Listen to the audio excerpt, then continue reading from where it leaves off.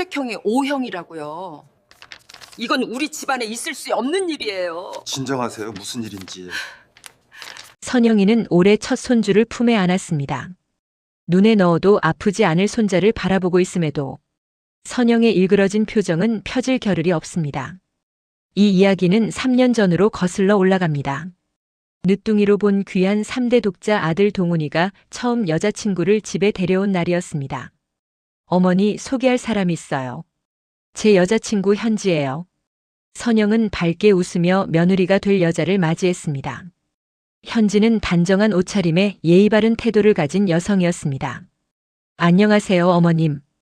만나 뵙게 되어 영광입니다. 현지가 공손하게 인사를 건넸습니다. 선영은 첫인상부터 마음에 들었습니다. 어머, 참 예쁘고 얌전하게 생겼네. 우리 동훈이가 좋은 사람 만났구나. 남편도 흐뭇한 표정으로 현지를 바라봤습니다. 동훈이 아버지 보세요. 며느리감으로 딱이지 않아요? 그러게 말이야. 첫인상이 참 좋네.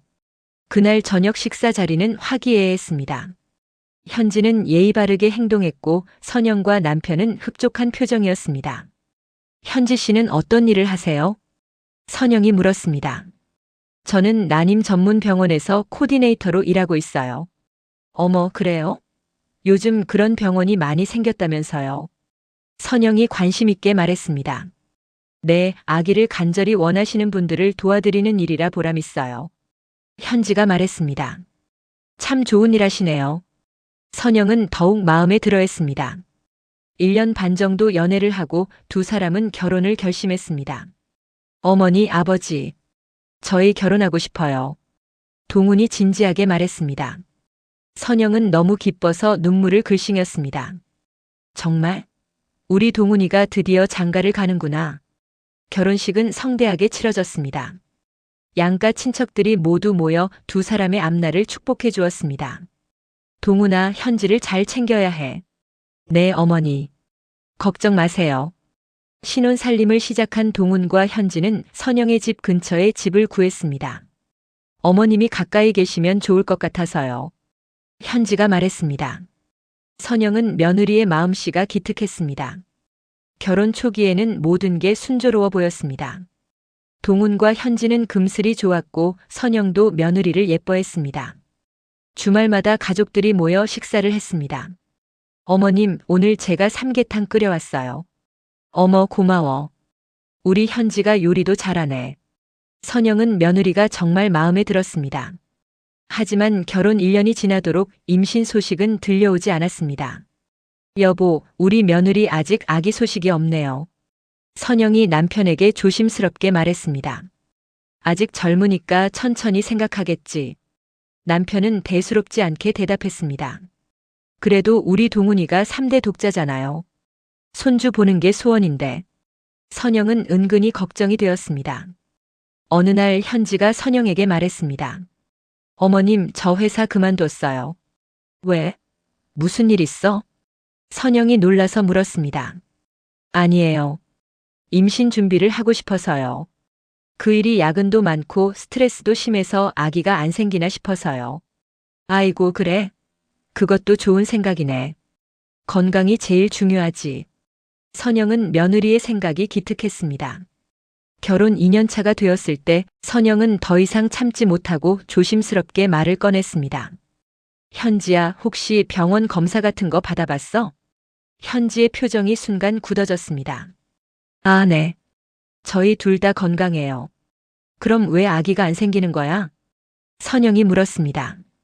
그냥 아직 때가 안 된 것 같아요. 저희도 너무 스트레스 받지 않고 자연스럽게 기다리려고요. 현지는 어색하게 웃으며 대답했습니다. 선영은 뭔가 석연치 않았지만 더 이상 묻지 않았습니다. 그런데 얼마 후 갑자기 기쁜 소식이 들려왔습니다. 어머니, 저희 아기 생겼어요. 동훈이 환하게 웃으며 말했습니다. 선영은 너무 기뻐서 눈물을 흘릴 뻔했습니다. 정말? 오, 세상에. 정말 축하한다. 선영은 현지를 꼭 안아주었습니다. 우리 손주가 생기는구나. 남편도 기뻐하며 동훈의 어깨를 두드렸습니다. 잘했다, 아들. 드디어 우리 집안의 대가 이어지는구나. 선영은 그날부터 현지를 더욱 정성스럽게 챙겼습니다. 현지야, 몸 조심해야 해. 이제부터 무거운 것 들지 말고. 어머님 괜찮아요. 아직 초기라서 괜찮아요. 그래도 조심해야지. 우리 손주를 지켜야 하잖아. 선영은 매일같이 현지에게 전화를 걸어 안부를 물었습니다. 오늘 입덧은 괜찮아? 뭐 먹고 싶은 거 있어? 어머님 걱정 마세요. 잘 먹고 있어요. 임신 2개월이 지났습니다. 어느 날 선영이 현지의 집에 깜짝 방문했을 때였습니다. 현지야, 미역국 끓여서 왔어. 선영이 초인종을 눌렀지만 대답이 없었습니다. 집에 없나? 선영은 비밀번호를 알고 있었기에 문을 열고 들어갔습니다. 베란다에서 현지의 목소리가 들렸습니다. 현지는 누군가와 통화 중이었습니다. 네, 원장님. 다음 주 화요일이요? 알겠습니다. 선영은 거실에 들어가지 않고 복도에 서서 현지의 통화를 듣게 되었습니다. 검사 결과는 그때 받을 수 있는 거죠? 네, 알겠습니다. 현지의 목소리가 약간 긴장되어 있었습니다. 남편한테도 말하지 말아주세요. 괜히 걱정할까 봐요. 선영은 그 말을 듣고 깜짝 놀랐습니다. 남편한테도 비밀? 무슨 일을 남편한테 숨기는 거지? 현지가 전화를 끊자 선영은 재빨리 현관 쪽으로 가서 다시 초인종을 눌렀습니다. 현지야. 엄마야. 현지가 급히 문을 열었습니다. 어머님. 언제 오셨어요? 현지의 얼굴이 약간 당황한 표정이었습니다. 방금 왔어. 미역국 끓여서 왔는데. 아, 감사합니다. 선영은 현지를 보며 물었습니다. 방금 누구랑 통화했어? 베란다에서 전화하는 소리 들렸는데. 현지의 얼굴이 순간 굳어졌습니다. 아, 친구요. 대학 동기요. 그래. 나 미역국 데워줄게. 선영은 더 이상 묻지 않았지만 마음속으로는 의문이 들었습니다. 분명히 원장님이라고 했는데 친구가 원장인가? 며칠 후 또 이상한 일이 벌어졌습니다. 선영이 현지의 집에서 차를 마시고 있을 때 현지의 핸드폰에 전화가 걸려왔습니다. 현지는 화면을 보더니 급히 자리에서 일어났습니다. 어머님 잠깐만요. 전화 좀 받을게요. 현지는 방으로 들어가 문을 닫았습니다. 선영은 그 모습이 이상했습니다. 왜 방으로 들어가서 전화를 받는 거지? 몇 분 후 현지가 나왔습니다. 누구한테 온 전화야? 선영이 넌지시 물었습니다. 아, 예전 직장 동료요. 그래? 그 사람도 보고 싶겠다. 언제 만나려고? 선영이 물었습니다. 다음 주에 잠깐 만나기로 했어요. 현지가 대답했습니다. 선영은 뭔가 석연치 않았습니다. 직장 동료한테 온 전화를 왜 방으로 들어가서 받는 거지? 그날 밤 선영은 남편에게 말했습니다. 여보, 현지가 이상해요. 이상하다니? 무슨 소리야? 뭔가 숨기는 게 있는 것 같아요. 누군가랑 비밀스럽게 통화도 하고 남편한테도 비밀이라고 하고. 선영이 걱정스럽게 말했습니다. 그냥 당신이 예민한 거 아닐까? 임신부니까 조심하는 거겠지. 남편은 대수롭지 않게 생각했습니다. 아니에요. 분명히 뭔가 있어요. 원장님이라는 사람한테 전화도 받고. 원장님? 혹시 병원 원장 아니야? 남편이 물었습니다. 그것도 이상한 게 현지가 퇴사했다고 했잖아요. 그런데 왜 아직도 원장님이랑 통화를 하는 거예요? 선영이 의문을 제기했습니다. 글쎄, 혹시 퇴사 후에도 친하게 지내는 거 아닐까? 그렇게 친했으면 방으로 들어가서 전화를 받을 이유가 없잖아요. 선영의 목소리에 의심이 묻어났습니다. 여보, 설마. 남편이 조심스럽게 말했습니다. 설마 뭐요? 설마 현지가 바람 피우는 건 아니겠지? 남편의 말에 선영은 깜짝 놀랐습니다. 바람? 아니, 그럴 리가 없어요. 현지가 그럴 애가 아니에요. 하지만 선영의 마음속에는 그 생각이 씨앗처럼 심어졌습니다. 그래도 이상한 건 사실이잖아. 동훈이 한테도 숨기고 방으로 들어가서 전화 받고. 남편이 말했습니다. 아니에요. 현지는 그럴 애가 아니에요. 선영은 강하게 부정했지만 마음 한편에는 의심이 자리 잡기 시작했습니다. 며칠 후 선영은 다시 현지의 집을 방문했습니다. 현지야, 오늘 어디 가니? 아, 네. 잠깐 외출할 일이 있어요. 어디 가는데? 선영이 물었습니다. 예전 직장 동료 만나러요. 그래? 어디서 만나는데? 시내 카페에서요. 현지가 대답했습니다. 선영은 그날 현지를 몰래 따라가 보기로 결심했습니다. 그래, 조심히 다녀와. 현지가 나간 후 선영도 서둘러 외투를 걸치고 뒤따라 나섰습니다. 현지는 버스를 타고 시내로 향했습니다. 선영도 조심스럽게 같은 버스에 탔습니다. 30분쯤 지나 현지가 내렸습니다. 선영도 멀찍이서 내렸습니다. 현지는 한 건물 앞에서 멈춰 섰습니다. 그리고 그 앞에는 정장을 입은 남자가 서 있었습니다. 선영은 멀리서 그 모습을 지켜봤습니다. 저 남자가 누구지? 두 사람은 함께 건물 안으로 들어갔습니다. 선영은 조심스럽게 뒤따라 들어갔습니다. 건물 안내판을 보니 7층에 난임 클리닉이 있었습니다. 난임 클리닉? 현지가 일했던 곳인가? 선영은 엘리베이터를 타고 7층으로 올라갔습니다. 7층에 도착하자 복도에 난임 클리닉 간판이 보였습니다. 선영은 복도 구석에 숨어 현지가 나오기를 기다렸습니다. 40분쯤 지나자 현지가 클리닉에서 나왔습니다. 현지의 옆에는 아까 그 남자가 함께 있었습니다. 현지 씨, 다음 주에 다시 오시면 됩니다. 남자가 친절하게 말했습니다. 네, 원장님. 알겠습니다. 현지가 대답했습니다. 원장님? 저 남자가 원장이구나. 선영은 그 말을 듣고 조금 안심했습니다. 그럼 정말 예전 직장 동료를 만난 거네. 하지만 다음 대화를 듣고 선영은 다시 의문이 들었습니다. 남편한테는 말씀하지 마세요.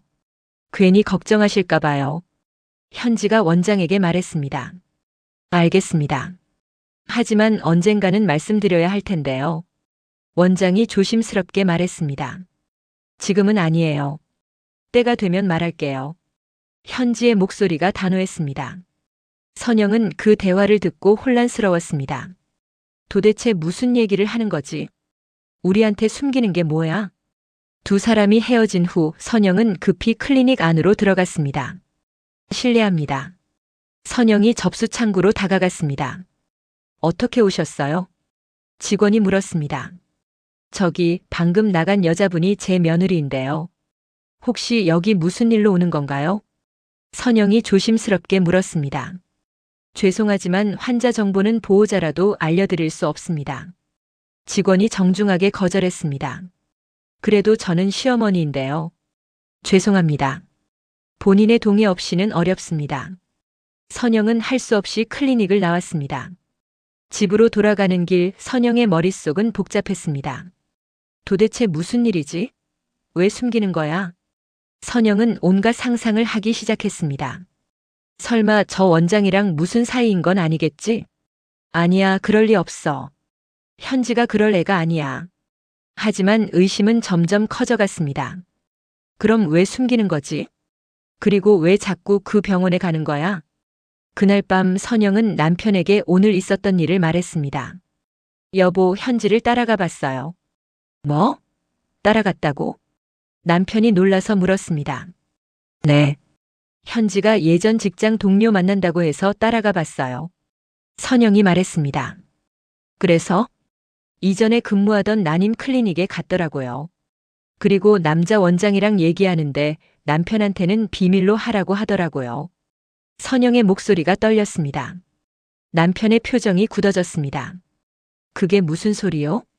저도 잘 모르겠어요. 하지만 분명히 뭔가 숨기고 있어요. 설마. 남편이 조심스럽게 말했습니다. 설마 현지가 그 원장이랑 무슨 사이인 건 아니겠지? 저도 모르겠어요. 두 사람은 밤새 고민했습니다. 일단 동훈이한테 물어봐야 하는 거 아닐까요? 선영이 말했습니다. 아니요. 섣불리 말했다가 오해가 생기면 어떡하오? 남편이 말했습니다. 그럼 어떡해요? 일단 더 지켜보자고요.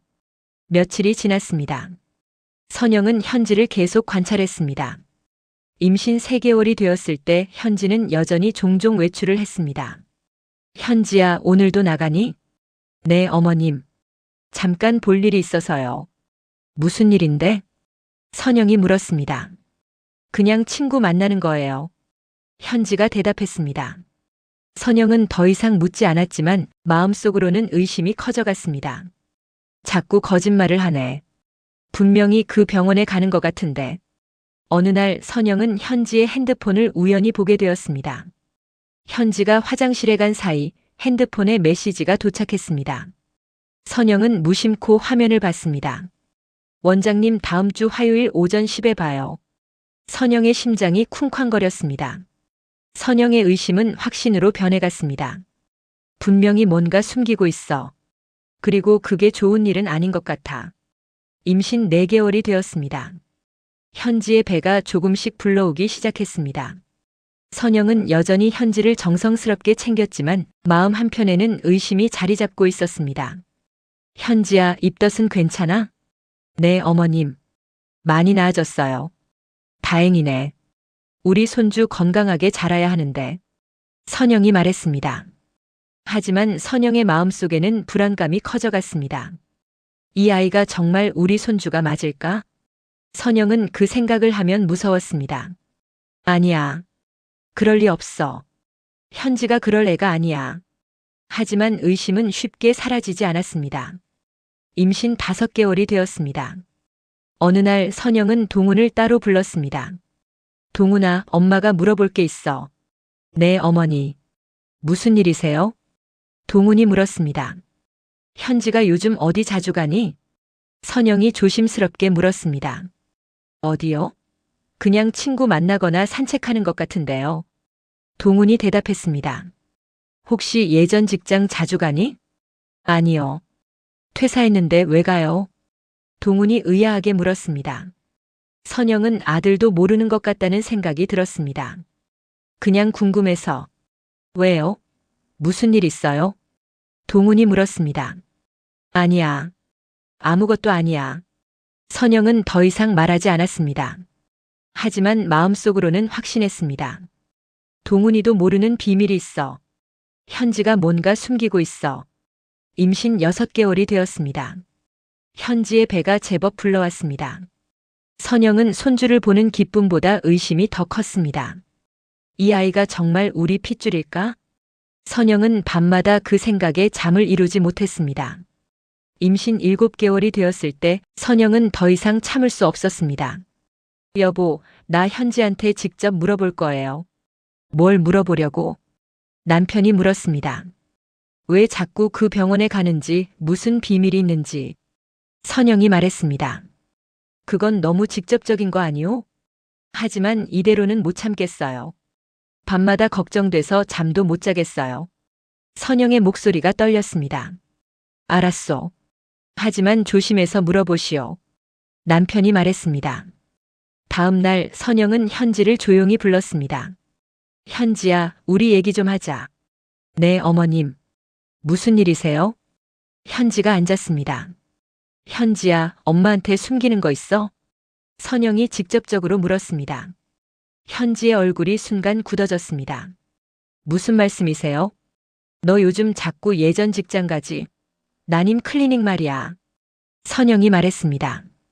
현지의 얼굴이 하얗게 변했습니다. 어머님. 왜 가는 거야? 그리고 왜 숨기는 거야?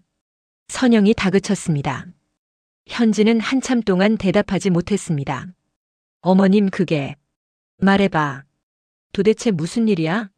선영의 목소리가 떨렸습니다.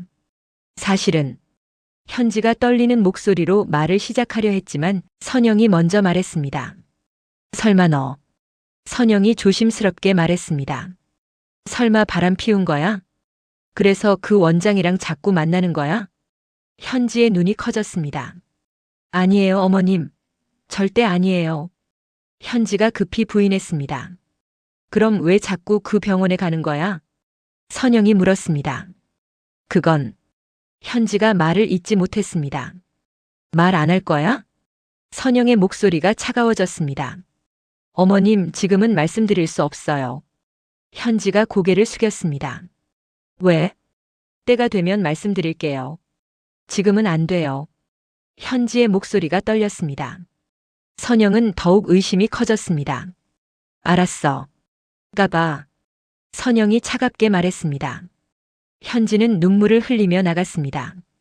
그날 이후 선영과 현지 사이에는 보이지 않는 벽이 생겼습니다. 선영은 여전히 현지를 챙겼지만 예전만큼 따뜻하지 않았습니다. 현지도 선영에게 조심스러워했습니다. 임신 8개월이 되었습니다. 선영은 밤마다 걱정에 시달렸습니다. 이 아이가 정말 우리 핏줄일까? 현지가 무슨 짓을 한 걸까? 선영은 악몽에 시달렸습니다. 임신 9개월이 되었습니다. 드디어 출산일이 다가왔습니다. 어머님, 현지가 진통이 시작됐어요. 동훈이 급히 전화를 걸었습니다. 선영과 남편은 서둘러 병원으로 달려갔습니다. 몇 시간의 진통 끝에 아기가 태어났습니다. 축하합니다. 건강한 남자아이예요. 의사가 말했습니다. 선영은 아기를 보는 순간 복잡한 감정이 들었습니다. 정말 예쁘게 생겼네. 아기는 작고 예뻤습니다. 하지만 선영은 아기를 보며 한 가지가 신경 쓰였습니다. 시아빠도 안 닮고 동훈이도 안 닮았어. 선영의 마음속에 의심이 더욱 커졌습니다. 혹시 정말? 선영은 그 생각을 하자 무서웠습니다. 하지만 겉으로는 웃으며 말했습니다. 우리 손주 참 예쁘네. 집으로 돌아온 후 선영은 아기를 정성스럽게 돌봤습니다. 밤낮으로 아기를 챙기고 우유를 먹이고 기저귀를 갈아주었습니다. 할머니가 잘 키워줄게. 선영은 아기에게 속삭였습니다. 하지만 아기를 볼 때마다 의심은 사라지지 않았습니다. 이 아이 동훈이를 정말 안 닮았어. 선영은 남편에게도 말했습니다. 여보, 우리 손주 동훈이 안 닮지 않아요? 글쎄, 아직 어려서 그런 거 아닐까? 남편이 대답했습니다. 아니에요. 분명히 안 닮았어요. 선영의 목소리가 떨렸습니다. 시간이 지나면서 아기는 점점 자랐습니다. 돌이 되었을 때 선영의 의심은 더욱 확고해졌습니다. 이 아이, 우리 집안 누구도 안 닮았어. 선영은 밤마다 그 생각에 시달렸습니다. 그날 큰일이 벌어졌습니다. 어머님, 아기가 다쳤어요. 현지가 급히 전화를 걸었습니다. 뭐라고? 어디 다쳤어? 선영이 놀라 물었습니다. 테이블 모서리에 머리를 부딪혔어요. 피가 많이 나요. 지금 어디야? 집이에요. 당장 병원으로 가. 내가 바로 갈게. 선영은 급히 현지의 집으로 달려갔습니다. 현지는 아기를 안고 현관에서 기다리고 있었습니다. 어머님, 어디 다쳤어? 보자. 선영이 아기를 살펴봤습니다. 아기의 이마에서 피가 흐르고 있었습니다. 당장 응급실로 가자. 세 사람은 급히 병원으로 갔습니다. 응급실에 도착하자 의사가 아기를 진찰했습니다. 다행히 크게 다치지는 않았습니다. 간단한 봉합이 필요해요. 그럼 봉합해주세요. 선영이 말했습니다. 혹시 모르니 엑스레이 촬영과 혈액 검사를 같이 하죠. 의사가 말했습니다. 네, 알겠습니다. 간호사가 아기의 혈액을 채취했습니다. 30분 후 검사 결과가 나왔습니다. 아기 혈액형이 O형이네요. 의사가 말했습니다. 그 순간 선영의 온몸이 굳어졌습니다. O형이라고요? 선영의 목소리가 떨렸습니다. 네, O형입니다. 의사가 대답했습니다. 선영은 현지를 바라봤습니다. 현지의 얼굴은 새하얗게 변해 있었습니다. 선영의 머릿속이 복잡해졌습니다. 동훈이는 AB형인데 어떻게 O형이 나와? 선영은 즉시 생각했습니다. 나는 O형이고 남편은 B형이야. 그래서 동훈이가 AB형이 나왔는데 선영은 의학 상식으로 알고 있었습니다. AB형 부모에게서는 O형이 나올 수 없어. 선영의 심장이 쿵쾅거렸습니다. 현지야, 너 혈액형이 뭐야? 선영이 떨리는 목소리로 물었습니다. O형이요. 현지가 작은 목소리로 대답했습니다. 동훈이는? AB형이요. 현지의 목소리가 점점 작아졌습니다. 선영은 머리가 하얘졌습니다. O형과 AB형 사이에서 O형이 나올 수 없어. 이게 대체 무슨 일이야? 선영이 떨리는 목소리로 물었습니다. 현지는 고개를 숙이고 아무 말도 하지 못했습니다. 봉합이 끝난 후 선영은 차갑게 말했습니다. 집으로 가자. 세 사람은 말없이 집으로 돌아갔습니다. 집에 도착하자 남편도 퇴근해서 와 있었습니다. 무슨 일이에요? 아기가 다쳤다고? 남편이 물었습니다. 여보 앉아요. 선영이 말했습니다. 왜 그래요? 무슨 일인데? 아기 혈액형이 O형이래요. 선영이 조용히 말했습니다. 남편의 얼굴이 굳어졌습니다. O형? 네, O형이요. 그게 무슨 소리야? 동훈이가 AB형인데 어떻게 O형이 나와? 남편이 물었습니다. 그러니까요. 저도 그게 궁금해요. 선영이 현지를 바라봤습니다. 현지 설명해봐. 현지는 고개를 숙이고 한참을 말하지 못했습니다. 말 안 할 거야? 선영이 다그쳤습니다. 어머님. 현지가 눈물을 흘리며 말을 시작했습니다. 사실은 현지의 목소리가 떨렸습니다. 동훈 오빠가 무정자증이에요. 선영과 남편은 그 말을 듣는 순간 시간이 멈춘 것처럼 느껴졌습니다. 뭐라고? 선영의 목소리가 떨렸습니다. 무정자증? 그게 무슨 소리야? 결혼하기 전부터 알고 있었대요. 그런데 저한테는 결혼하고 나서야 말했어요. 현지가 눈물을 흘리며 말했습니다. 그럼 선영이 말을 이었습니다. 그럼 이 아이는 정자은행을 통해서 임신했어요. 현지의 목소리가 떨렸습니다. 선영은 그 자리에 주저앉고 말았습니다. 그럼 우리 손주가 우리 핏줄이 아니란 말이야? 선영의 목소리는 떨리고 있었습니다.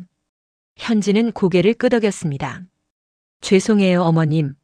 저도 처음에는 아이 없이 살자고 했어요. 저는 동훈 오빠를 사랑해서 결혼했으니까 아이가 없어도 괜찮다고 생각했어요. 현지가 울먹이며 말을 이었습니다. 하지만 동훈 오빠가 너무 괴로워했어요. 3대 독자라는 부담감에 매일 밤 잠도 못 자고 힘들어 하시는 걸 보니까 결국 동의할 수밖에 없었어요. 남편도 충격을 받아 말을 잇지 못했습니다. 당장 동훈이를 불러요. 남편이 떨리는 목소리로 말했습니다. 선영이 동훈에게 전화를 걸었습니다. 동훈아, 지금 당장 와. 1시간 후 동훈이 도착했습니다. 어머니, 아버지. 무슨 일이세요? 앉아. 남편이 차갑게 말했습니다. 내가 무정자증이라면서? 남편이 직접적으로 물었습니다. 동훈의 얼굴이 하얗게 변했습니다. 어떻게 알았냐고? 오늘 아기 혈액형 검사했어. O형이더라. 선영이 말했습니다. 너 AB형이잖아. 현지는 O형이고. 어떻게 O형이 나올 수 있어? 동훈은 고개를 숙였습니다. 죄송합니다. 왜 우리한테 말하지 않았어? 남편이 소리쳤습니다. 말씀드릴 수가 없었어요. 제가 3대 독자인데 어떻게 말씀드려요? 동훈의 목소리가 떨렸습니다. 아버지, 어머니께 실망만 드리는 아들이 되고 싶지 않았어요. 그래서 제가 할 수 있는 방법을 찾은 거예요. 그래서 정자은행을 이용한 거야? 선영이 물었습니다. 네, 어머니. 동훈이 고개를 끄덕였습니다. 저도 아이를 갖고 싶었어요. 하지만 제 힘으로는 안 되니까. 그럼 우리한테 상의라도 했어야지. 남편이 소리쳤습니다. 상의하면 어떻게 하시려고 했어요? 동훈도 목소리를 높였습니다. 손주를 포기하라고 하시려고 했어요? 아니면 제가 무정자증이라는 걸 참고 사시겠다고 하시려고 했어요? 그래도 알 권리는 있잖아. 남편이 대답했습니다. 알면 뭐 하게요?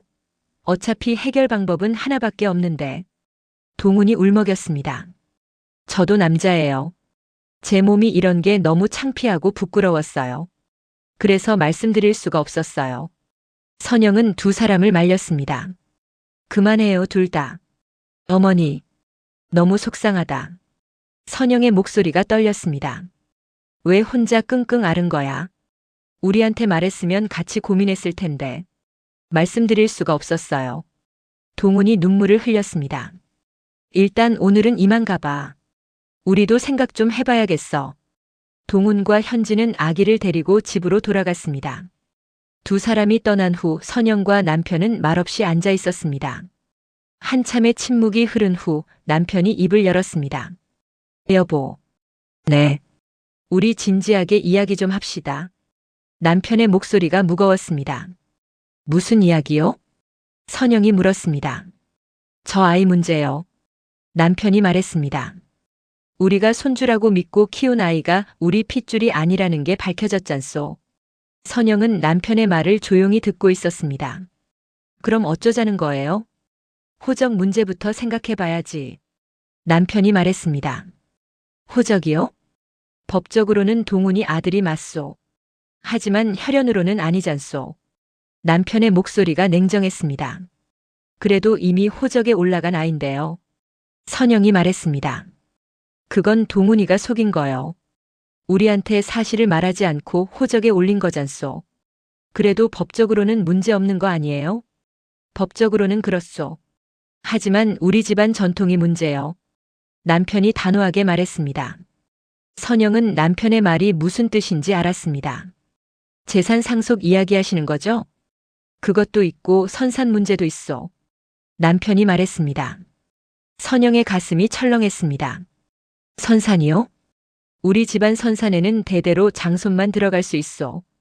혈연으로 이어진 장손만 말이요. 남편의 목소리가 차가웠습니다. 하지만 저 아이는 법적으로는 장손이잖아요. 법적으로는 그렇소. 하지만 피는 섞이지 않았소. 남편이 고개를 저었습니다. 우리 조상님들께 뭐라고 말씀드리겠소? 혈연도 아닌 아이를 우리 선산에 드린다고. 선영은 아무 말도 하지 못했습니다. 여보. 남편이 선영을 보며 말했습니다. 이건 단순히 재산 문제가 아니라 우리 집안의 정체성 문제요. 알아요. 선영이 작은 목소리로 대답했습니다. 하지만 그래도 우리가 키운 손주인데. 키운 건 키운 거고 혈연은 혈연이요. 남편이 단호하게 말했습니다. 나는 저 아이를 선산에 들릴 수 없어. 그리고 재산도 물려줄 수 없어. 선영의 눈에서 눈물이 흘러내렸습니다. 그럼 우리 어떻게 해야 해요? 동훈이한테 분명히 말해야지. 저 아이는 우리 집안의 진짜 후손이 아니라고. 남편의 말에 선영은 고개를 저었습니다. 그건 너무 잔인한 거 아니에요? 잔인한 게 아니라 현실이요. 동훈이가 우리를 속인 거요. 남편이 말했습니다. 그날 밤 선영은 잠을 이루지 못했습니다.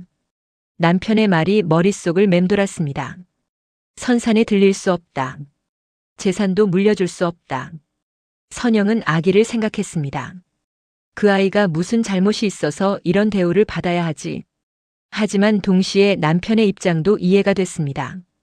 대대로 내려온 집안의 전통인데. 선영은 괴로웠습니다. 다음 날 아침 선영은 남편에게 말했습니다. 여보, 제가 동훈이한테 이야기해 볼게요. 그래 주시오. 하지만 분명하게 말하시오. 남편이 말했습니다. 저 아이는 우리 집안의 진짜 후손이 아니라는 것. 그리고 선산에도 들어갈 수 없고 재산도 받을 수 없다는 것. 선영은 고개를 끄덕였습니다. 오후에 선영은 동훈을 불렀습니다. 동훈아, 엄마랑 얘기 좀 하자. 네, 어머니. 동훈이 앉았습니다. 선영은 한참 동안 말을 시작하지 못했습니다. 어머니, 무슨 말씀 하실 거예요? 동훈이 조심스럽게 물었습니다. 동훈아. 선영이 떨리는 목소리로 말을 시작했습니다. 아버지랑 이야기를 많이 했어. 무슨 이야기요? 내 아들 이야기. 선영의 목소리가 작아졌습니다. 동훈의 표정이 굳어졌습니다. 동훈아, 너도 알다시피 우리 집안은 대대로 장손에게 모든 걸 물려왔어. 선영이 말을 이었습니다. 재산도 그렇고 선산도 그렇고. 네, 알고 있어요. 동훈이 대답했습니다. 하지만 내 아들은. 선영이 말을 잇지 못했습니다. 어머니, 그 말씀 하시려고 부르신 거예요? 동훈이 물었습니다. 미안하다. 선영이 눈물을 흘렸습니다. 하지만 아버지가 단호하셔. 저 아이한테 재산을 물려주지 않겠다는 말씀이시죠? 동훈이 쓴웃음을 지었습니다. 그것뿐만이 아니야. 선영이 말했습니다. 선산에도 못 들어간다는 말씀이시죠? 동훈이 말을 끊었습니다.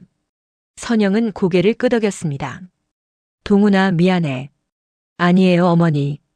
동훈이 고개를 저었습니다. 제가 잘못한 거예요.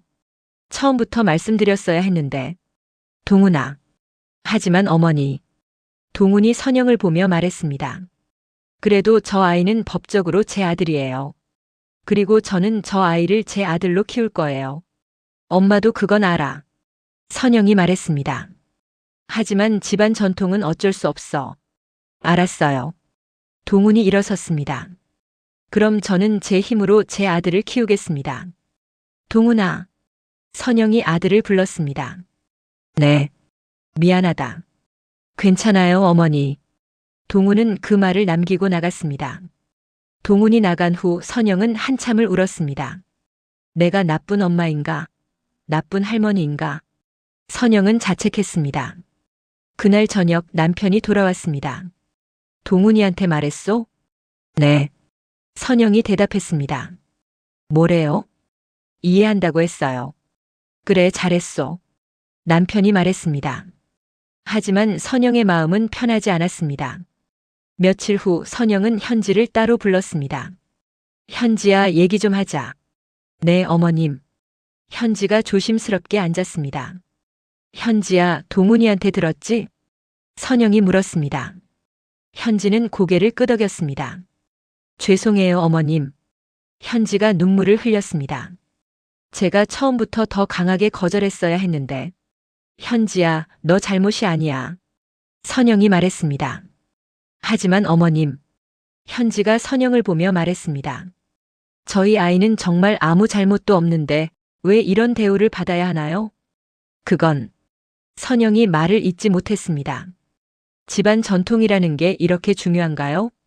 피가 섞이지 않았다는 게 이렇게 중요한가요? 현지의 목소리가 떨렸습니다. 어머님도 저희 아기를 사랑하시잖아요. 그런데 어떻게 이럴 수 있어요? 현지야. 선영이 현지의 손을 잡았습니다. 엄마도 괴로워. 너무 괴로워서 밤마다 잠도 못 자. 그럼 왜 이러시는 거예요? 현지가 물었습니다. 아버지가 단호하셔서 그래. 선영이 대답했습니다. 그리고 솔직히 말하면 엄마 마음 한편에도 그런 생각이 있어. 어머님, 피가 섞이지 않았다는 게 자꾸 신경 쓰여. 선영이 솔직하게 말했습니다. 사랑스러운 건 사랑스러운 건데 한편으로는 우리 핏줄이 아니라는 게 계속 마음에 걸려. 현지는 더 이상 말하지 않았습니다. 두 사람은 한참 동안 말없이 앉아 있었습니다. 며칠 후 가족 회의가 열렸습니다. 선영, 남편, 동훈, 현지 네 사람이 모였습니다. 오늘은 앞으로 어떻게 할지 분명히 정하려고 모였소. 남편이 입을 열었습니다. 먼저 재산 문제부터 정리하겠소. 남편이 동훈을 보며 말했습니다. 동훈아, 너는 우리 아들이니까 당연히 재산을 받을 거야. 내 아버지. 하지만 내 아들은 우리 핏줄이 아니니까 재산을 받을 수 없다. 남편의 목소리가 단호했습니다. 알겠습니다. 동훈이 고개를 끄덕였습니다. 그리고 선산 문제. 남편이 말을 이었습니다. 우리 집안 선산에는 혈연으로 이어진 사람만 들어갈 수 있지. 네. 그러니 내 아들은 선산에 들어갈 수 없다. 알겠습니다. 동훈이 담담하게 대답했습니다. 그래도 법적으로는 내 아들이니까 호적에는 그대로 두마. 남편이 말했습니다. 하지만 집안 행사나 제사 같은 건 참석하기 어려울 거다. 왜요? 동훈이 물었습니다. 친척들한테 설명하기 곤란하니까. 남편이 대답했습니다. 혈연이 아닌 아이를 어떻게 조상님께 소개하겠어? 동훈은 더 이상 말하지 않았습니다. 그리고 한 가지 더. 남편이 말했습니다. 혹시 내가 나중에 다시 결혼하게 되면 그때 낳은 아이는 우리 손주로 인정하마. 그 말에 현지의 얼굴이 하얗게 변했습니다. 아버지. 동훈이 소리쳤습니다. 그게 무슨 말씀이세요? 제가 왜 다시 결혼을 하겠어요? 알 수 없는 일이자는가. 사람 일은 혹시라도 다른 여자랑 만나면 하늘이 아이를 줄지 어떻게 알아. 남편이 냉정하게 말했습니다. 저는 현지랑 평생 살 거예요. 동훈이 현지의 손을 꼭 잡았습니다. 그건 내 마음이고. 남편이 말했습니다. 하지만 만약 다시 결혼해서 아이를 낳으면 그 아이는 내 진짜 핏줄이니까 우리 손주로 인정하겠다는 거지. 더 이상 듣기 싫어요. 동훈이 자리에서 일어났습니다. 현지야, 가자. 두 사람이 나가려 하자 선영이 말렸습니다. 동훈아, 잠깐만.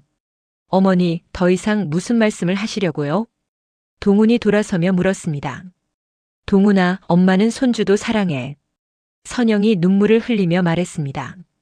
그건 진심이야. 하지만 재산은 물려주지 않으시고 선산에도 못 들어가게 하시는 거잖아요. 동훈이 말했습니다. 그게 사랑이에요? 동훈아. 어머니, 아버지.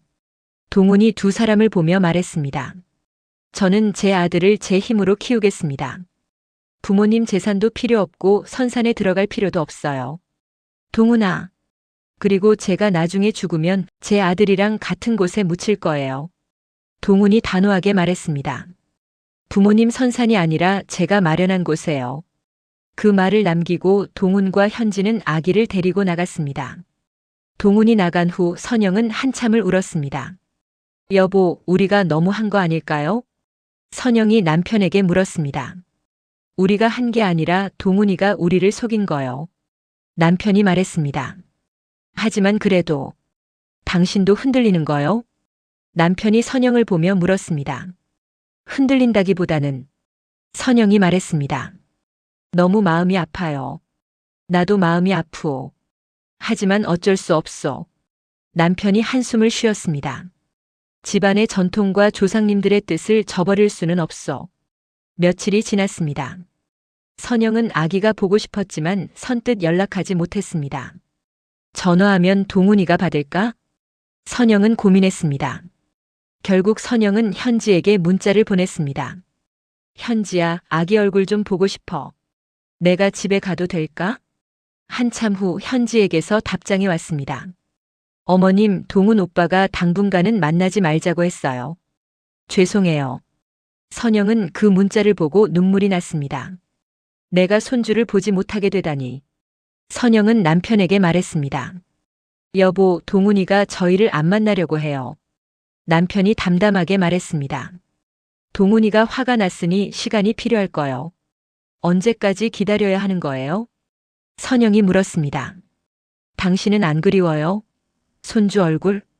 남편이 말했습니다. 우리가 원칙을 지킨 거요. 선영은 더 이상 말하지 않았습니다. 한 달이 지났습니다. 선영은 매일같이 아기를 생각했습니다. 잘 크고 있을까? 아프진 않을까? 선영은 현지에게 몇 번이나 문자를 보냈지만 대답은 짧았습니다.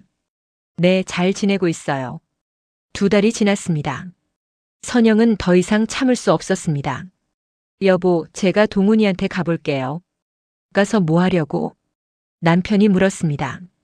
아기라도 보고 올게요. 당신이 가면 동훈이가 받아줄 것 같소? 그래도 가볼게요. 선영은 동훈의 집으로 갔습니다. 초인종을 눌렀지만 대답이 없었습니다. 동훈아, 엄마야. 문 좀 열어줘. 한참 후 문이 열렸습니다. 현지가 나왔습니다. 어머님. 현지야, 동훈이 있어? 회사 갔어요. 현지가 대답했습니다. 아기는? 자고 있어요. 좀 보고 가면 안 될까? 선영이 애원했습니다. 현지는 잠시 망설이다가 고개를 끄덕였습니다. 조용히 들어오세요. 선영은 조심스럽게 집 안으로 들어갔습니다. 방에서 아기가 자고 있었습니다. 선영은 아기를 보며 눈물이 났습니다. 많이 컸네. 네, 잘 크고 있어요. 현지가 말했습니다. 선영은 한참 동안 아기를 바라봤습니다. 현지야. 네, 어머님. 미안해. 선영이 눈물을 흘렸습니다. 할머니가 미안해. 어머님. 이 아이한테도 미안하고 너한테도 미안하고 동훈이한테도 미안해. 선영이 울먹였습니다. 괜찮아요, 어머님. 현지가 선영을 위로했습니다. 동훈 오빠도 이해해요. 집안 전통이 그렇다는 걸. 정말? 네. 현지가 고개를 끄덕였습니다. 하지만 어머님. 응? 저희는 저희대로 열심히 살 거예요. 현지가 말했습니다. 이 아이를 잘 키울 거예요. 선영은 고개를 끄덕였습니다. 그래야지. 선영은 아기를 한 번 더 보고 집을 나왔습니다. 집으로 돌아가는 길 선영의 마음은 복잡했습니다. 내가 과연 잘한 걸까? 선영은 자신에게 물었습니다. 집에 도착하자 남편이 물었습니다. 다녀왔소? 네. 아기 봤소? 네, 많이 컸더라고요. 선영이 대답했습니다. 그래요. 남편도 아무 말 없이 고개를 끄덕였습니다. 그날 밤 선영은 또다시 잠을 이루지 못했습니다. 우리가 정말 잘한 걸까? 피가 그렇게 중요한 걸까? 선영은 계속 고민했습니다. 그러나 선영은 답을 찾지 못했습니다. 그로부터 5년이 흘렀습니다. 손자는 어느덧 유치원생이 되었습니다. 선영은 손자를 볼 때마다 마음이 복잡했습니다. 혈연은 아니지만 사랑스러운 건 사실이었습니다. 동훈과는 최소한의 연락만 주고받았습니다. 명절에도 따로 지내는 날이 많았습니다. 여보, 올해 추석은 동훈이네가 올까요? 선영이 남편에게 물었습니다. 글쎄, 작년에도 안 왔으니까. 남편이 대답했습니다. 선영은 한숨을 쉬었습니다. 손주 얼굴이라도 보고 싶은데. 피는 안 섞였어도 우리가 키운 아인데. 그러던 어느 날 갑작스러운 일이 벌어졌습니다. 여보, 119 좀 불러주세요.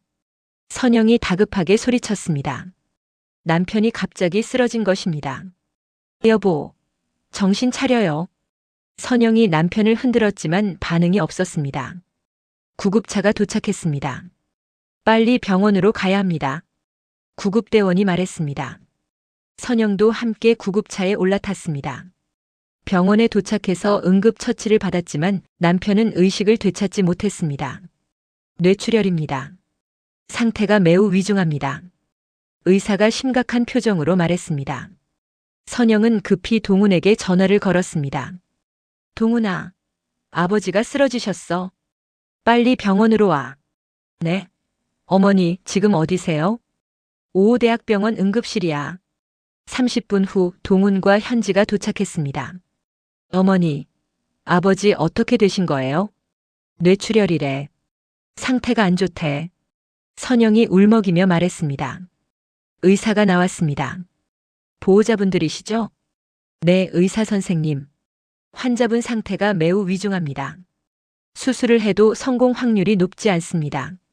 의사의 말에 선영은 주저앉았습니다. 그럼 어떡해요? 최선을 다하겠습니다. 수술이 시작되었습니다. 5시간의 긴 수술이 끝났습니다. 수술은 했지만 상태가 좋지 않습니다. 중환자실에서 지켜봐야 합니다. 다음 날 새벽 남편은 의식을 잠깐 되찾았습니다. 여보, 정신 차리셨어요? 선영이 남편의 손을 잡았습니다. 동훈아. 남편이 힘없이 불렀습니다. 네, 아버지. 여기 있어요. 내 말 잘 들어. 남편의 목소리가 가늘게 떨렸습니다. 네, 아버지. 재산은? 남편이 힘겹게 말을 이었습니다. 조상님이 물려주신 것들은 우리 혈연들에게만 주어져야 한다. 아버지. 내 아들은? 남편이 숨을 몰아쉬며 말했습니다. 아버지, 말씀 그만하세요. 동훈이 눈물을 흘렸습니다. 조상님께 도리를 지키기 위해서는 남편이 계속 말했습니다. 내가 우리 집안의 마지막 자식이니 남은 것들껏 사회에 환원해라. 아버지, 약속해라. 남편의 목소리가 더욱 약해졌습니다. 조상님을 뵐 낯이 없구나. 그리고 남편은 다시 의식을 잃었습니다. 이틀 후 남편은 끝내 깨어나지 못했습니다. 장례식이 치러졌습니다. 많은 친척들이 모였습니다. 3일장을 마치고 장지로 향했습니다. 선영은 남편을 선산에 모셨습니다. 여보, 편히 쉬세요. 선영이 눈물을 흘렸습니다. 장례를 마치고 집으로 돌아왔습니다. 며칠 후 유산 정리를 시작했습니다. 선영은 변호사를 찾아갔습니다. 남편이 유언장을 남기지 못했어요. 선영이 말했습니다. 그럼 법정 상속으로 진행됩니다. 변호사가 설명했습니다. 배우자와 자녀가 공동 상속인이 됩니다. 그럼 손주는요? 선영이 물었습니다. 손주는 직접 상속인이 아닙니다. 아버지가 살아계시니까요. 변호사가 대답했습니다. 선영은 안도의 한숨을 쉬었습니다. 그럼 일단 동훈이가 받는 거네요. 네, 그렇습니다. 며칠 후 선영은 동훈을 불렀습니다. 동훈아, 유산 이야기 좀 하자. 네, 어머니.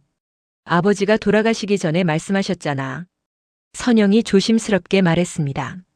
내 아들한테는 물려주지 말라고. 네, 기억해요. 동훈이 쓴웃음을 지었습니다. 선영이 동훈의 손을 잡았습니다. 엄마 생각은 달라. 네. 동훈이 놀라서 어머니를 봤습니다. 엄마는 우리 손주한테도 물려주고 싶어. 선영이 말했습니다. 피는 안 섞였어도 우리가 키운 애잖아. 선영의 목소리가 떨렸습니다.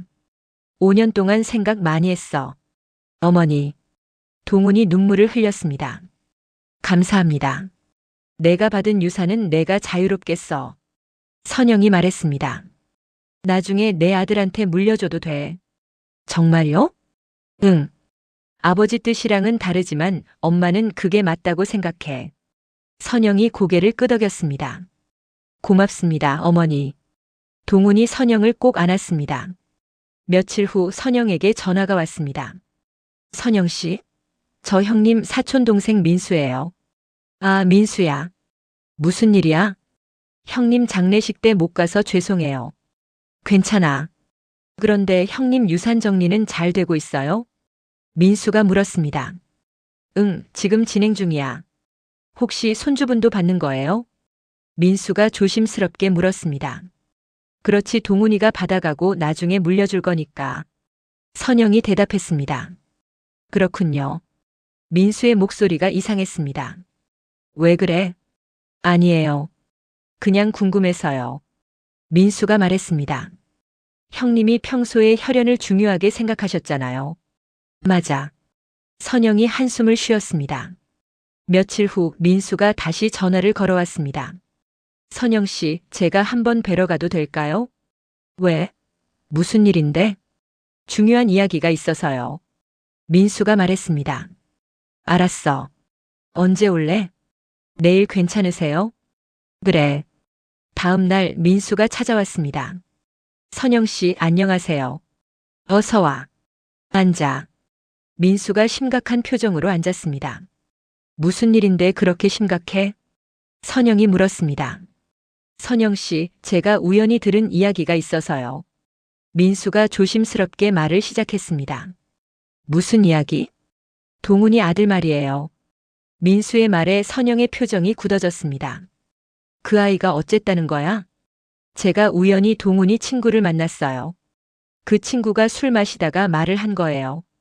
민수가 말했습니다. 무슨 말을? 동훈이 아들이 정자은행을 통해 태어났다고요. 선영의 얼굴이 하얗게 변했습니다. 그걸 어떻게 알았어? 그럼 사실이에요? 민수가 놀라서 물었습니다. 그럼 그 아이는? 민수가 말을 이었습니다. 형님의 혈연이 아니잖아요. 그래. 선영이 한숨을 쉬었습니다. 하지만 그게 뭐? 선영 씨. 민수가 소리쳤습니다. 형님이 돌아가시기 전에 분명히 말씀하셨잖아요. 뭐라고? 혈연 아닌 아이한테는 재산을 물려주지 말라고요. 민수가 말했습니다. 그리고 선산에도 못 들어가게 하라고요. 그건 남편 생각이고. 선영이 말했습니다. 난 생각이 달라. 어떻게 그러실 수 있어요? 민수가 화를 냈습니다. 형님의 유언을 어기시는 거예요? 유언장이 없잖아. 선영이 냉정하게 말했습니다. 말로만 한 건 법적 효력이 없어. 하지만 형님의 뜻이잖아요. 민수가 목소리를 높였습니다. 저는 형님의 뜻을 지켜야 한다고 생각해요. 민수야. 선영이 단호하게 말했습니다. 이건 우리 집안 일이야. 내가 상관할 일이 아니야. 저도 친척이에요. 민수가 말했습니다. 그리고 형님의 뜻을 저버릴 순 없어요. 그럼 어쩌자는 거야? 선영이 물었습니다. 법적 조치를 취하겠어요. 민수가 단호하게 말했습니다. 형님의 생전 의사를 입증해서 그 아이가 유산을 받지 못하게 할 거예요. 내 마음대로 해봐. 선영이 차갑게 말했습니다. 어차피 유언장이 없는데 무슨 수로? 방법은 있어요. 민수가 말했습니다. 형님이 평소에 혈연을 얼마나 중요하게 생각하셨는지 증인들을 모으면 돼요. 선영은 아무 말도 하지 않았습니다. 민수가 나간 후 선영은 동훈에게 전화했습니다. 동훈아, 민수가 문제를 일으킬 것 같아. 무슨 문제요? 내 아들이 정자은행을 통해 태어난 걸 알았대. 선영이 말했습니다. 그래서 유산 상속을 막겠다고 해. 어머니, 어떡해요? 동훈이 당황해서 물었습니다. 일단 변호사랑 상담해봐야겠어. 선영이 말했습니다. 며칠 후 선영은 변호사를 찾았습니다. 상황을 설명해 주시겠어요? 변호사가 물었습니다. 선영은 모든 상황을 설명했습니다. 그렇군요. 변호사가 고개를 끄덕였습니다. 법적으로는 유언장이 없으니 문제 없습니다. 정말요? 네. 법정 상속대로 진행되면 됩니다. 변호사가 설명했습니다. 하지만 친척분이 소송을 제기할 수는 있어요. 그럼 어떻게 돼요? 선영이 물었습니다. 승소 확률은 낮습니다. 하지만 종친회에서 받아야 할 부분을 찾아오는 것에 문제가 생길 수 있어요. 변호사가 말했습니다. 알겠습니다. 일주일 후 민수는 변호사를 통해 소송을 제기했습니다. 고인의 생전 의사를 존중해야 한다. 민수의 변호사가 주장했습니다. 고인은 혈연이 아닌 손자에게 재산을 물려주지 말라고 분명히 말했습니다. 증거가 있습니까? 판사가 물었습니다. 고인은 조상님의 재산은 혈연을 통해서만 물려받을 수 있다고 말해왔습니다. 비록 유언장은 없지만 사망 당시 유언으로 한 번 더 남겼을 것이라 확신합니다. 민수의 변호사가 말했습니다. 증인 신문을 요청합니다. 다음 재판에서 동훈이 증인으로 나왔습니다. 아버지가 마지막으로 뭐라고 하셨습니까? 거짓은 용납되지 않습니다. 민수의 변호사가 물었습니다. 동훈은 한참 망설이다가 대답했습니다. 조상님의 재산을 제게 남기겠다고 하셨습니다. 그리고 손주에 대해서는 제 사후에는 사회에 환원하라 하셨습니다. 동훈의 목소리가 떨렸습니다. 감사합니다. 민수의 변호사가 만족스럽게 말했습니다. 하지만 선영의 변호사가 반론했습니다. 유언장이 없는 이상 법적 효력이 없습니다. 하지만 고인의 명확한 의사표시가 있었습니다.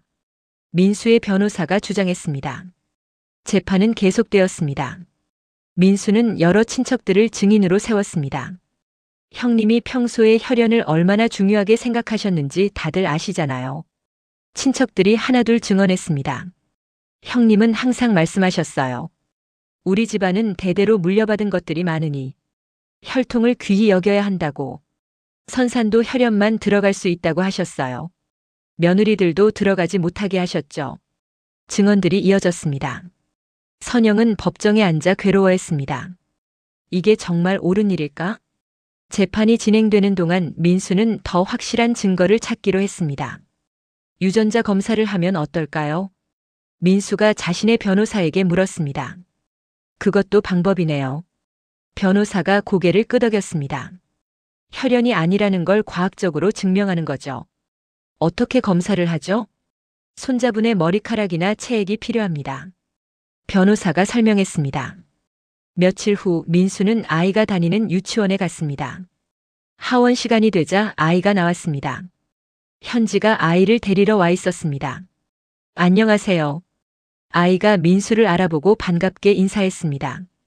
안녕. 민수가 어색하게 웃었습니다. 많이 컸네. 민수가 아이의 머리를 쓰다듬었습니다. 그때 아이의 머리카락 몇 가닥이 손에 묻었습니다. 현지가 의아한 표정으로 물었습니다. 무슨 일이세요? 그냥 지나가다가 봤어요. 민수가 대답했습니다. 그럼 저희는 먼저 갈게요. 현지가 손주의 손을 잡고 가버렸습니다. 민수는 손에 묻은 머리카락을 조심스럽게 챙겼습니다. 다음 날 민수는 유전자 검사 기관을 찾아갔습니다. 이걸로 검사할 수 있나요? 네, 가능합니다. 담당자가 대답했습니다. 비교 대상이 필요한데요. 여기 다른 머리카락도 있어요.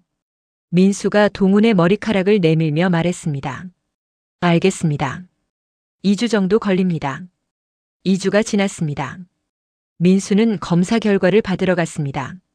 결과 나왔나요? 네. 담당자가 봉투를 건넸습니다. 민수는 떨리는 손으로 봉투를 열었습니다. 결과서를 보는 순간 민수의 눈이 커졌습니다. 이게 무슨? 혈연 관계가 있습니다. 담당자가 설명했습니다. 정확히는 부자 관계는 아니지만 같은 혈통을 공유하고 있습니다. 어떻게 그럴 수가? 민수가 믿을 수 없다는 표정으로 물었습니다. 정자은행을 통해 태어났다고 하지 않았어요? 저희는 검사 결과만 알려드릴 뿐입니다. 담당자가 말했습니다. 혈연 관계가 확인됐습니다. 민수는 검사기관을 나와 멍하니 서 있었습니다. 도대체 무슨 일이지? 민수는 혼란스러웠습니다. 분명히 정자은행을 통했다고 했는데 민수는 다시 검사기관에 들어갔습니다. 혹시 실수하신 거 아니에요? 아닙니다. 재검사도 했습니다. 담당자가 단호하게 말했습니다. 결과가 동일합니다. 민수는 검사 결과서를 다시 자세히 봤습니다. 직접적인 부자 관계는 아니라고요? 네. 좀 더 먼 친척의 유전자 패턴이 보입니다. 담당자가 설명했습니다. 하지만 분명히 같은 혈통입니다. 민수는 그 말을 듣고 생각에 잠겼습니다. 먼 친척? 그럼 혹시? 민수는 한 가지 가능성을 떠올렸습니다. 정자 기증자가 우리 집안 사람일 수도 있겠네. 민수는 급히 정자은행에 전화를 걸었습니다. 혹시 기증자 정보를 알 수 있나요? 죄송하지만 불가능합니다. 직원이 대답했습니다. 완전히 익명으로 보호됩니다. 법적으로도요? 네. 기증자 보호법에 의해 철저히 보호됩니다. 민수는 전화를 끊고 한숨을 쉬었습니다. 이런. 확인할 방법이 없네. 며칠 동안 민수는 고민했습니다. 이 결과를 법정에 제출해야 하나? 하지만 부자 관계가 아니라도 같은 피는 맞잖아. 민수는 갈등했습니다. 형님의 뜻은 혈연에게만 물려주라는 거였어. 그런데 검사 결과가 같은 조상을 두고 있다고 말한다면 민수는 결국 선영에게 전화를 걸었습니다. 선영 씨, 만나서 이야기 좀 해요. 다음 날 민수는 선영을 만났습니다. 무슨 일인데? 선영이 물었습니다. 민수는 검사 결과서를 꺼냈습니다. 이게 뭐야? 유전자 검사 결과예요. 민수가 말했습니다. 손주와 동훈이의 검사 결과요. 선영의 얼굴이 굳어졌습니다. 내가 무슨 짓을 한 거야? 확인하고 싶었어요. 민수가 말했습니다. 혈연이 아니라는 걸 증명하려고요. 그래서? 선영이 차갑게 물었습니다. 그런데 민수가 망설이며 말했습니다. 혈연이 맞다고 나왔어요. 뭐라고? 선영이 놀라서 물었습니다. 어떻게 그럴 수가 있어? 저도 모르겠어요. 민수가 고개를 저었습니다. 하지만 검사 결과가 그래요. 선영은 검사 결과서를 받아들고 자세히 봤습니다. 정말 혈연이라고 나왔네. 네. 재검사도 했는데 같은 결과가 나왔어요. 민수가 말했습니다. 그럼 이게 무슨 의미야? 선영이 물었습니다. 아마도. 민수가 조심스럽게 말했습니다. 정자 기증자가 우리 집안의 먼 친척이었던 것 같아요. 그런 우연이? 우연인지 운명인지 모르겠지만 민수가 말했습니다. 검사 결과는 분명해요. 선영은 한참 동안 말을 잇지 못했습니다. 그럼 선영이 조용히 말했습니다. 우리 손주가 진짜 우리 핏줄이었구나. 그런 것 같아요. 민수가 고개를 끄덕였습니다. 세상에. 선영의 눈에서 눈물이 흘렀습니다. 이게 하늘의 뜻이었나 봐. 며칠 후 민수는 법원에 소송 취하서를 제출했습니다. 민수가 말했습니다. 고인의 뜻이 혈연에게 물려주라는 것이었으니 이제 문제될 게 없습니다. 동훈이 선영의 손을 잡았습니다. 이제 끝난 거죠? 그래. 끝났어. 선영이 미소를 지었습니다. 민수가 그들에게 다가왔습니다. 선영 씨, 동훈이. 죄송합니다. 민수가 고개를 숙였습니다. 제가 너무 심하게 굴었어요. 괜찮아. 선영이 말했습니다. 너도 형님 뜻을 지키려고 한 거잖아. 그래도 미안해요. 민수가 마지막까지 사과를 하며 자리를 떠났습니다. 며칠 후 온 가족이 모여 식사를 했습니다. 할머니, 이거 맛있어요. 손주가 밝게 웃으며 말했습니다. 그래, 많이 먹어. 선영이 손주의 머리를 쓰다듬었습니다. 우리 손주. 선영의 눈에서 눈물이 흘렀습니다. 예쁘다 예쁘다 싶더니 진짜 우리 손주였구나. 어머니, 우세요? 동훈이 걱정스럽게 물었습니다. 아니야. 기뻐서 그래. 선영이 웃으며 말했습니다. 모든 게 제자리를 찾았어. 그날 밤 선영은 선산을 찾았습니다. 남편의 묘 앞에 섰습니다. 여보. 선영이 조용히 말했습니다.